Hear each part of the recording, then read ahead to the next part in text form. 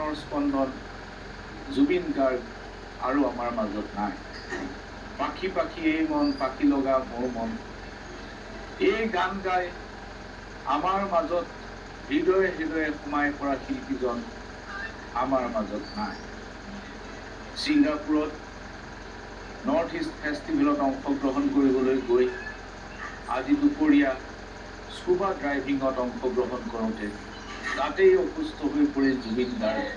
আৰু যি মুহূৰ্তৰ পৰাই তেওঁ অসুস্থ, সেই মুহূৰ্তৰ পৰাই তেওঁ চেতনা হেৰুৱাইছিল আৰু এই চেতনা আৰু ঘূৰাই আনিব পৰা নগ'ল।